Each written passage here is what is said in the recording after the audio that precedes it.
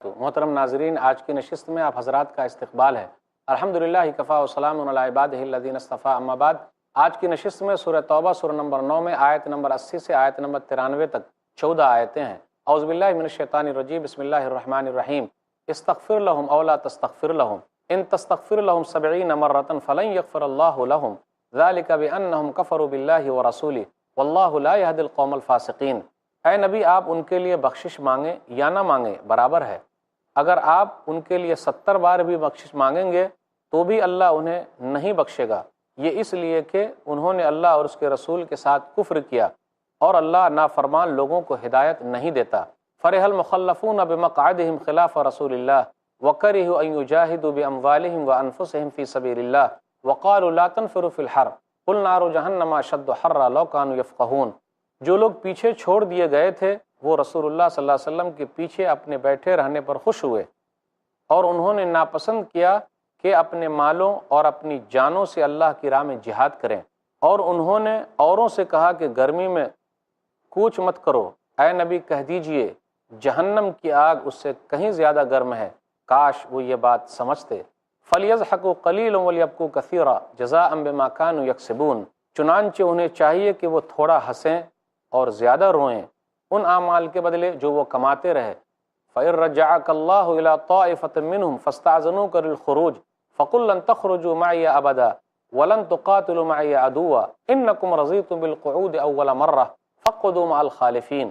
اے نبی، پھر اگر اللہ آپ کو واپس لے آئے ان میں سے کسی گروہ کی طرف، پھر وہ آپ سے جہاد پر نکلنے کی اجازت مانگے تو کہہ دیجئے تم اب میرے ساتھ کبھی بھی جہاد پر نہیں نکلو گے اور نہ کبھی میرے ساتھ مل کر دشمن سے لڑو گے۔ یقیناً تم پہلی بار پیچھے بیٹھے رہنے پر راضی ہو گئے تھے، تو اب بھی پیچھے رہنے والوں کے ساتھ بیٹھے رہو۔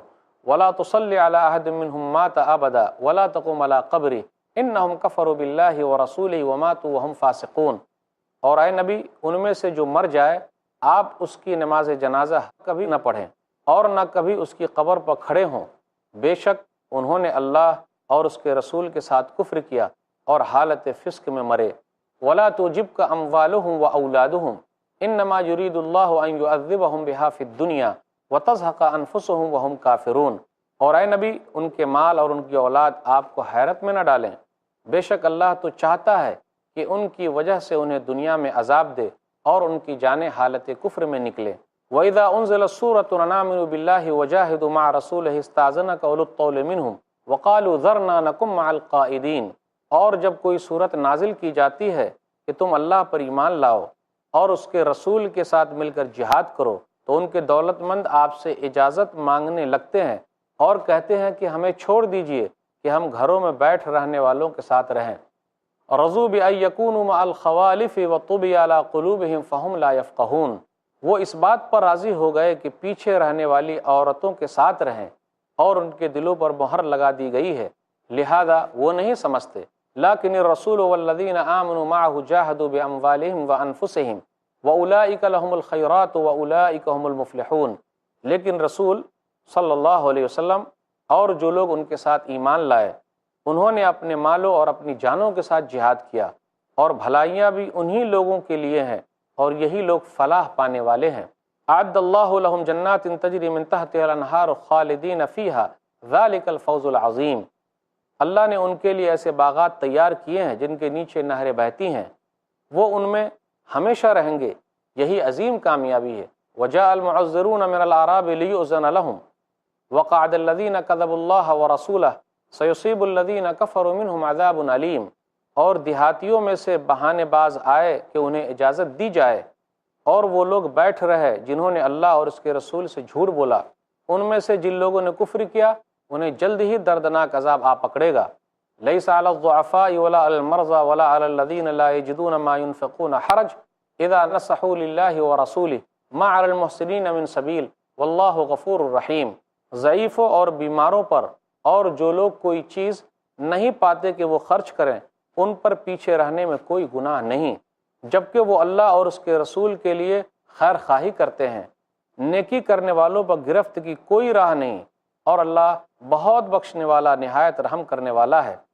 وَلَا عَلَى الَّذِينَ إِذَا مَا أَتَوْكَ لِتَحْمِلَهُمْ قُلْتَ لَا أَجِدُ مَا أَحْمِلُكُمْ عَلَيْهِ تولوا وأعینہم تفیض من الدم حزنا الا یجدوا ما ينفقون۔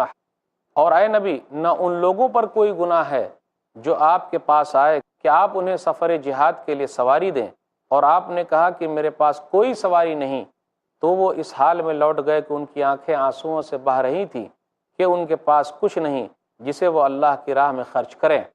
انما السبیل علی الذین یستأذنونک وهم اغنیاء رضوا بأن یکونوا مع الخوالف وطبع اللہ علی قلوبہم فہم لا یعلمون۔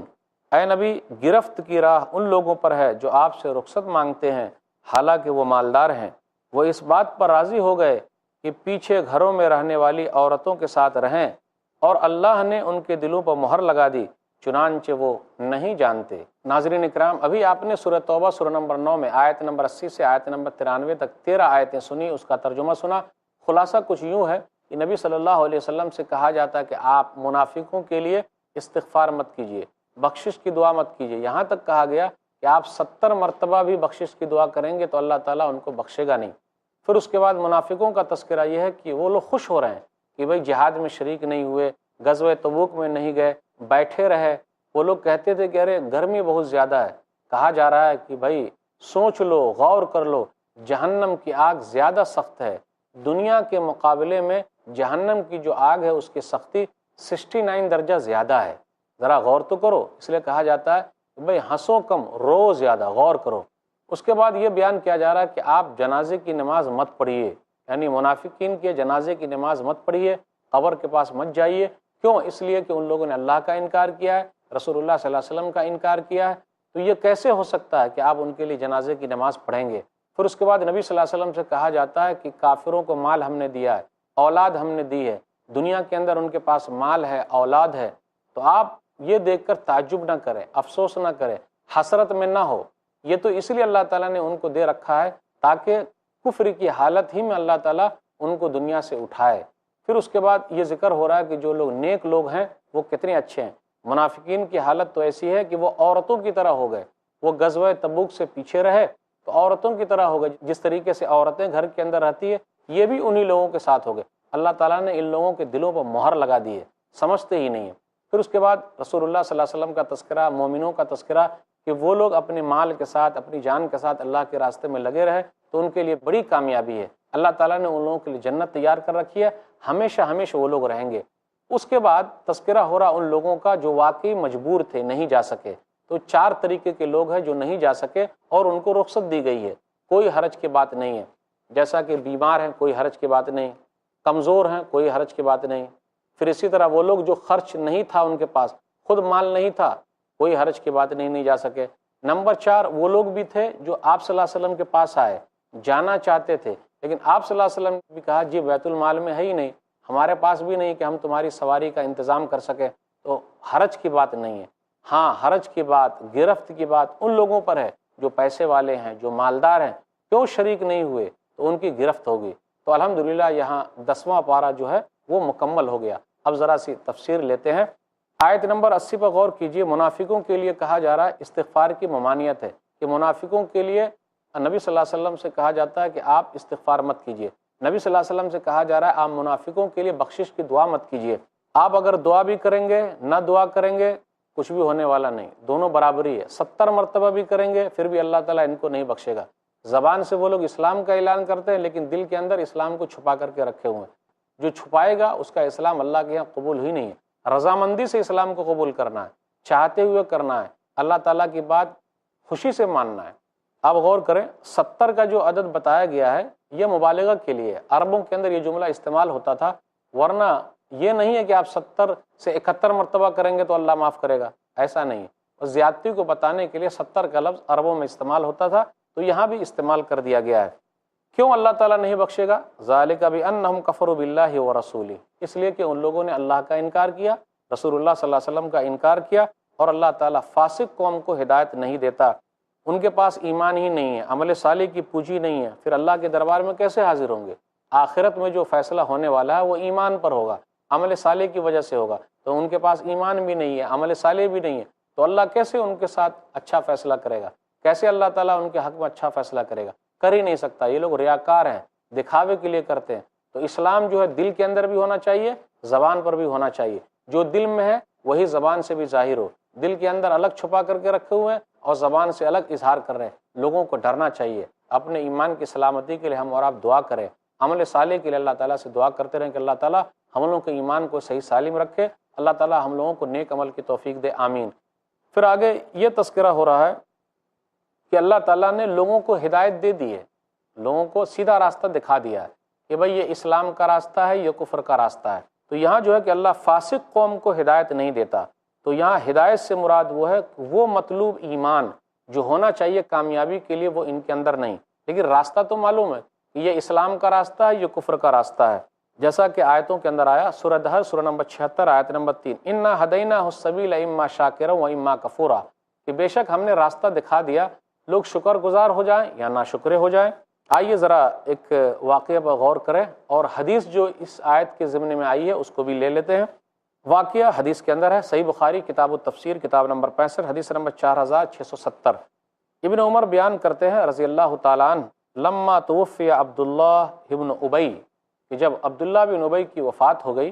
ناظرین کرام، ابھی یہ واقعہ ہم سنیں گے لیکن ابھی وقفے کا وقت ہے، پھر دوبارہ ملاقات ہوگی۔ السلام علیکم ورحمۃ اللہ وبرکاتہ۔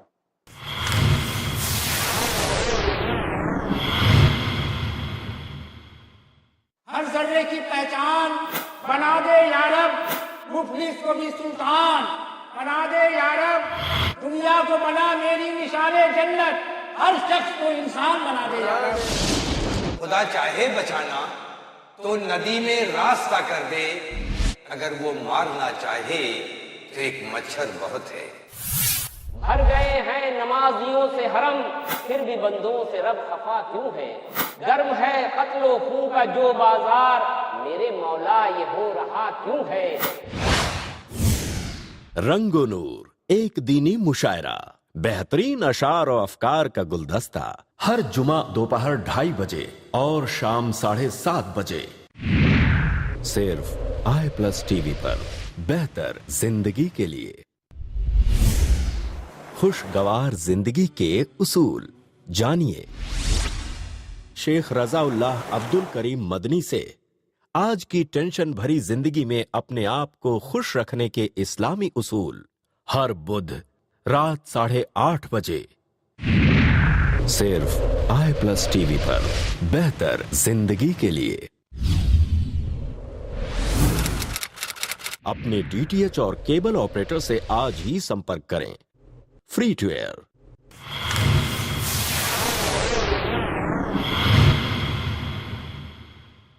محترم ناظرین، وقفے کے بعد دوبارہ ہم آپ کی خدمت میں حاضر ہیں۔ السلام علیکم ورحمۃ اللہ وبرکاتہ۔ وقفے سے پہلے بات یہ چل رہی تھی کہ اس آیت کے تحت ایک واقعہ ہے۔ واقعہ کیا ہے؟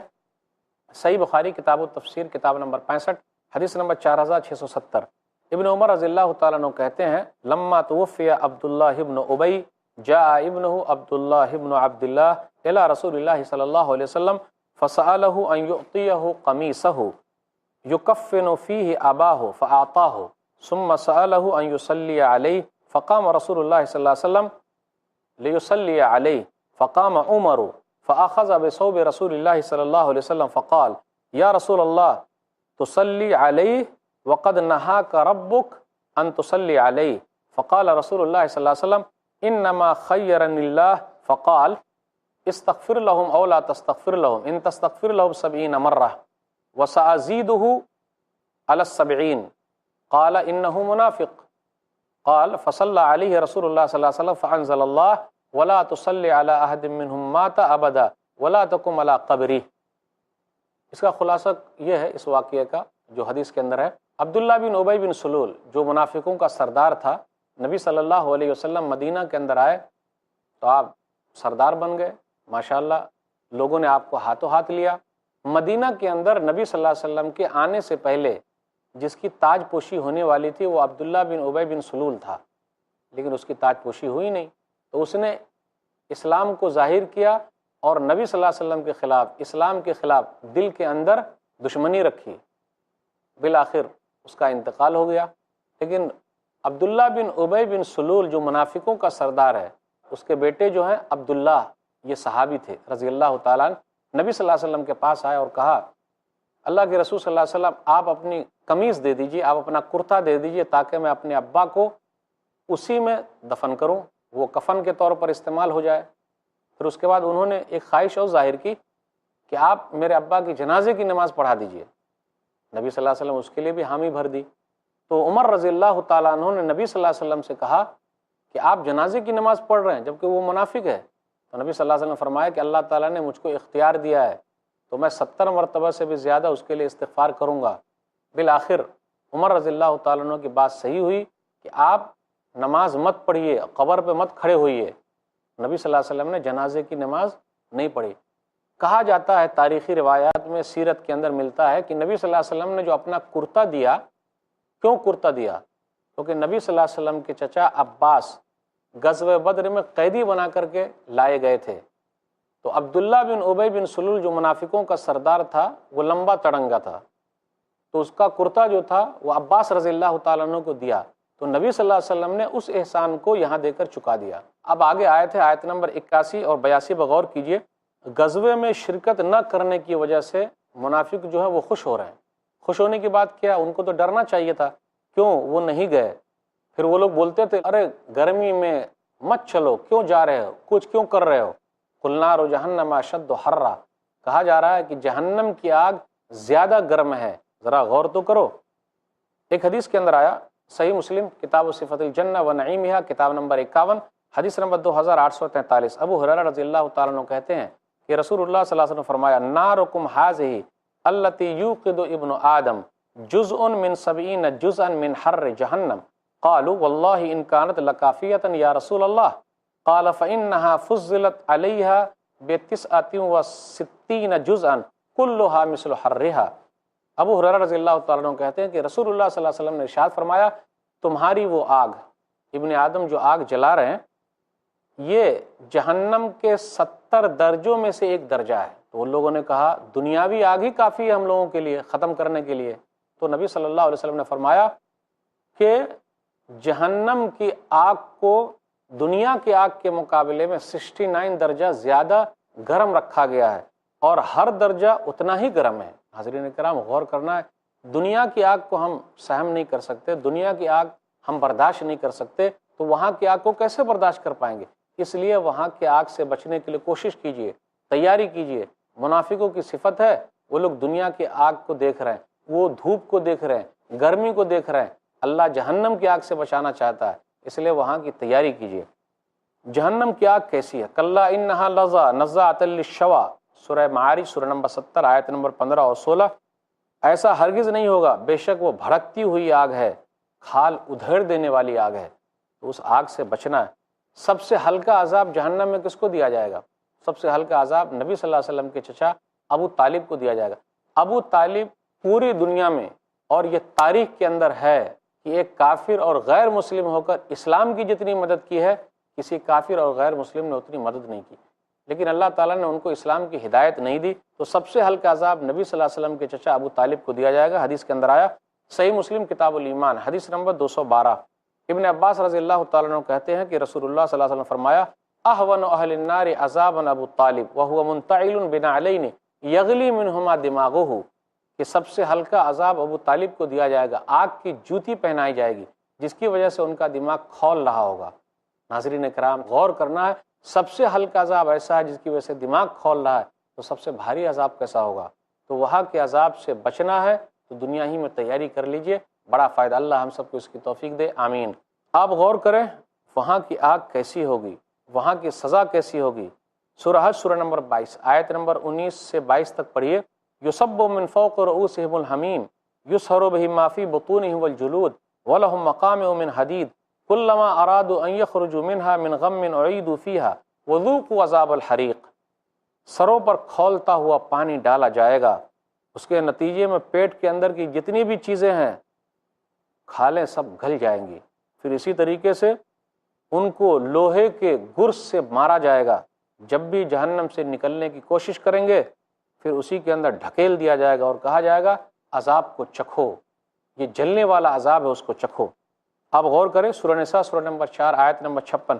ان الذین کفروا بآیاتنا سوف نصلیہم نارا کلما نضجت جلودہم بدلناہم جلودا غیرہا لیذوقوا العذاب، جن لوگوں نے کفر کیا، ہماری آیتوں کا انکار کیا، جہنم میں داخل کریں گے، ان کا چمڑا جل جائے گا تو نیا چمڑا چڑھا دیں گے تاکہ وہ عذاب کو چکھے۔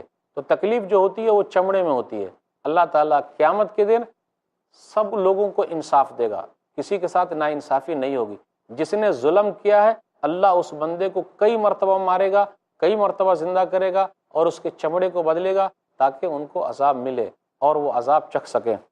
آگے آیت نمبر 83 میں ہے کہ منافقوں کو ساتھ لے کر اب جہاد کے لیے نہیں نکلنا ہے۔ نبی صلی اللہ علیہ وسلم سے کہا جا رہا ہے بالکل نہیں، آپ ان کو ساتھ لے کر مت نکلیے، ان کو کہیے تم اپنے وہاں راضی تھے، عورتوں کے ساتھ بیٹھے ہوئے تھے، اب عورتوں کے ساتھ رہو، وہیں بیٹھے رہو، اب ہمارے ساتھ کبھی بھی جہاد کے لیے نہیں جانا، ان کو لے کے نہیں جانا ہے، یہ منع کیا جا رہا ہے۔ آگے آیت نمبر 84 کے اندر ہے جنازے کی نماز نہیں پڑھنی ہے، پھر اسی طرح ان کے قبر پہ بھی کھڑے نہیں رہنا ہے منافقوں کے۔ آیت نمبر 85 میں نبی صلی اللہ علیہ وسلم سے کہا جاتا ہے کافروں کا مال اور ان کی جو اولاد ہے آپ کو حسرت میں نہ ڈال دے، آپ ان کو دیکھ کر ایسا نہ سوچنے لگے کہ ارے کیا ہوگا، یہ لوگ آگے بڑھے ہوئے ہیں۔ جی نہیں، اللہ تعالیٰ ان کو اسی میں مست رکھتا ہے اور اللہ تعالیٰ چاہتا ہے کہ یہ لوگ کفر کی حالت ہی میں مرے۔ آیت اس سے پہلے گزر چکی ہے، جیسا کہ آیت نمبر 55 میں ہے فَلَا تُعْجِبْكَ أَمْوَالُهُمْ وَلَا أَوْلَادُهُمْ إِنَّمَا يُرِيدُ اللَّهُ لِيُعَذِّبَهُمْ بِهَا فِي الْحَيَاةِ الدُّنْيَا وَتَزْهَقَ أَنفُسُهُمْ وَهُمْ كَافِرُونَ۔ ان کے مال، ان کی اولاد آپ کو تعجب میں نہ ڈال دے، اللہ تعالیٰ چاہتا ہے کہ ان کے ذریعے سے دنیاوی زندگی میں ان کو عذاب دے اور یہ لوگ اسی میں مست رہیں اور کفر کی حالت ہی میں دنیا کے اندر سے چلے جائیں۔ پھر اسی طرح سورہ آل عمران سورہ نمبر 3 آیت نمبر 196 197 پر غور کیجئے، لا یغرنک تقلب الذین کفروا فی البلاد متاع قلیل ثم مأواہم جہنم وبئس المہاد۔ کافروں کا شہروں میں گھومنا پھرنا آپ کو دھوکے میں نہ ڈال دے، یہ دنیاوی زندگی کا سامان، ان کا ٹھکانہ جہنم ہے۔ آیت نمبر 90 میں ہے کہ سچی عذر رکھنے والے کون لوگ تھے جہاد میں جو لوگ شریک نہیں ہو سکے۔ نمبر 1 کمزور ہیں، نمبر 2 بیمار ہیں، پھر اسی طرح وہ لوگ ہیں ان کے پاس مال خرچ کرنے کے لیے کچھ نہیں تھا، نمبر 3 یہ لوگ ہیں، پھر اسی طرح نمبر 4 وہ لوگ ہیں کہ نبی صلی اللہ علیہ وسلم کے پاس آئے اور ان لوگوں نے یہ کہا کہ ہمارے لیے کچھ کیجئے، اور نبی صلی اللہ علیہ وسلم سے محبت ہے، اللہ سے محبت ہے، لیکن نبی صلی اللہ علیہ وسلم نے کہا کہ جی ہم کچھ نہیں کر سکتے، ہمارے پاس تیاری کے لیے نہیں ہے کہ آپ لوگوں کو دیں، بیت المال میں بھی اتنا نہیں ہے کہ آپ لوگوں کو دیں۔ تو وہ لوگ روتے ہوئے نکلے۔ تو 4 طرح کے لوگ تھے جو مستثنیٰ قرار دیے گئے ہیں، ان کے عذر کو قبول کیا گیا ہے، لیکن اس کے علاوہ جو لوگ ہیں ان کے عذر کو قبول نہیں کیا جائے گا کیونکہ وہ مالدار ہیں، اللہ نے ان کو مال دے رکھا ہے۔ تو ضعیف، ناتواں، بوڑھے قسم کے لوگ جیسے نابینا بھی ہیں، لنگڑے بھی ہیں، یہ لوگ معذور ہیں۔ پھر بیمار جو ہیں وہ بھی معذور ہیں، جن کے پاس جہاد کے اخراجات نہیں ہیں، بیت المال بھی ان کے اخراجات برداشت نہیں کر سکتا، تو ان کو بھی چھٹی دی گئی ہے۔ لیکن وہ لوگ اللہ سے اور رسول اللہ صلی اللہ علیہ وسلم سے خیر خواہی رکھتے ہیں، مطلب جہاد کی خواہش ہے، مجاہدین سے محبت رکھتے ہیں، اللہ اس کے رسول کے دشمنوں سے وہ لوگ عداوت رکھتے ہیں، حتی الامکان اللہ اس کے رسول کے طریقے پر چلنے کی کوشش کرتے ہیں، سب کچھ ہے، نیک لوگ ہیں، لیکن وہاں جانے کے لیے کچھ نہیں ہے۔ پھر اسی طرح اپنی سواری بھی نہیں تھی، نبی صلی اللہ علیہ وسلم بھی ان کو سواری نہیں دے سکے، تو کہا یہ جا رہا ہے کہ ایسے لوگ بھی مدینہ کے اندر ہیں، موجود ہیں، سفر پہ بھی نہیں گئے لیکن ثواب میں وہ شامل ہیں۔ ایک حدیث پر غور کریں، صحیح بخاری کتاب الجہاد والسیر کتاب نمبر 56، ان اقواما بالمدینہ خلفنا ما سلکنا شعبا ولا وادیا الا وهم معنا حبسهم العذر۔ ہمارے پیچھے مدینے میں کچھ لوگ ایسے بھی ہیں کہ جنہوں نے وادی کو طے نہیں کیا اور راستے میں بھی نہیں چلے، لیکن ہمارے ساتھ اجر میں برابر کے شریک ہیں کیونکہ عذر نے ان کو روک رکھا ہے۔ پھر آیت نمبر 93 آخری آیت ہے 10ویں پارے کی کہ منافقین جو مالدار ہیں ان کا تذکرہ ہے کہ اللہ تعالیٰ ان کی پکڑ کرنے والا ہے۔